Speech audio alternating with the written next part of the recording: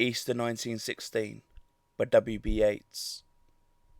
I have met them at close of day, coming with vivid faces from counter or desk among grey 18th-century houses. I have passed with a nod of the head or polite meaningless words, or have lingered a while and said polite meaningless words, and thought before I had done of a mocking tale of a gibe to please a companion around the fire at the club, being certain that they and I but live where motley is worn. All changed, changed utterly, a terrible beauty is born. That woman's days were spent in ignorant goodwill, her nights in argument until her voice grew shrill. What voice more sweet than hers, when young and beautiful she rode to harriers? This man had kept a school, and rode our winged horse. This other, his helper and friend, was coming into his force. He might have won fame in the end, so sensitive his nature seemed, so daring and sweet his thought. This other man, I had dreamed a drunk and vainglorious lout. He had done most bitter wrong to some who are near my heart. Yet I number him in the song.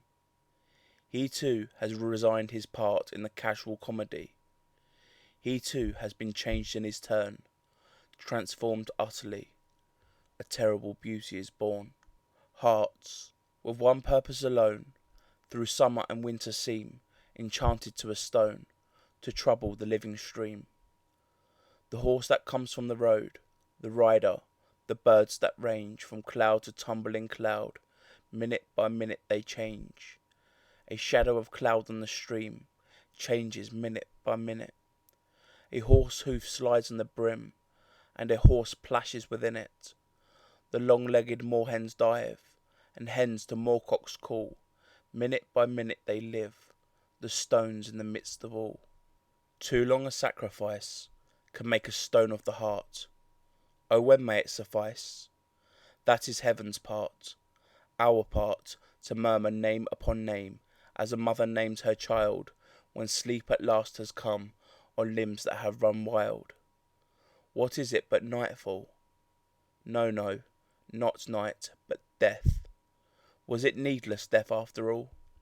For England may keep faith for all that is done and said.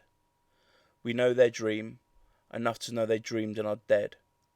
And what if excess of love bewildered them till they died? I write it out in a verse. Macdonagh and Macbride, and Connolly and Pearce, now in time to be, wherever green is worn, are changed, changed utterly. A terrible beauty is born.